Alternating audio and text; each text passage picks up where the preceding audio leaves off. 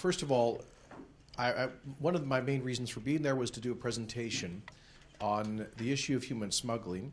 But the second reason to be there was to convey to the Sri Lankan government our very serious concerns about the ongoing failure of the Rajapaksa government to deal with reconciliation in the post-war environment, the failure to produce any meaningful accountability for crimes that were committed during and at the end of the Civil War, and for the general failure to protect and strengthen human rights and the rule of law. As you know, Prime Minister Harper has indicated that if we do not see significant progress with respect to reconciliation, accountability, and human rights, that he is disinclined to attend the Commonwealth Heads of Government meeting in Colombo this November. And so I reconfirmed our concern about those issues in my meetings in Sri Lanka, and I also met with opposition, civil society, Tamil organizations, and others to hear their views about the human rights and political situation in Sri Lanka. I met with M.A. Samantiram of the Tamil National Alliance, very impressive new member of parliament, as you know. I spoke at length by phone with the Catholic Bishop of Mannar, Bishop Rayapu Joseph. That was based on a recommendation I received from someone in the community here in a conference call that I held. I met with a series of non-governmental organizations, both international NGOs and Sri Lankan and Tamil NGOs, about the situation.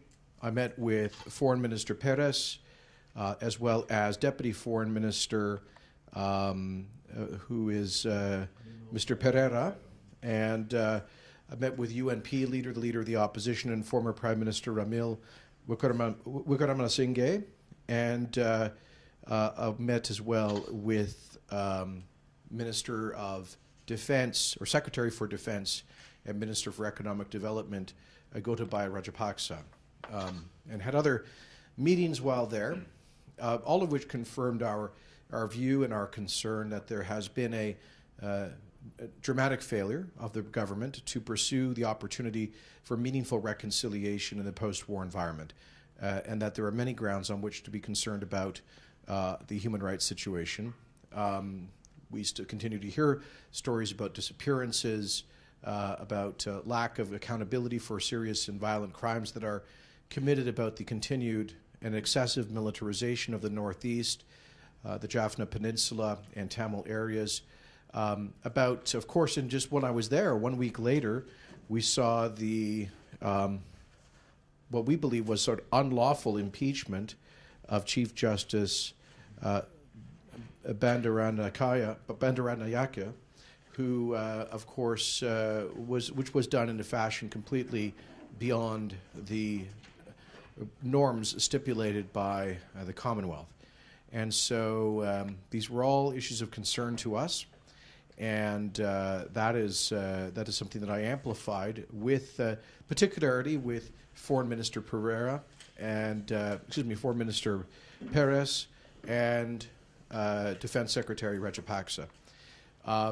So we had a very blunt discussion. I mean, I think that there are some things that the Sri Lankan government has done that is worth credit in some respects. There have been some efforts at resettling refugees from the war, but generally we find the whole situation discouraging, and in many respects the reports that we received from credible NGOs is that the political situation is actually deteriorating rather than improving.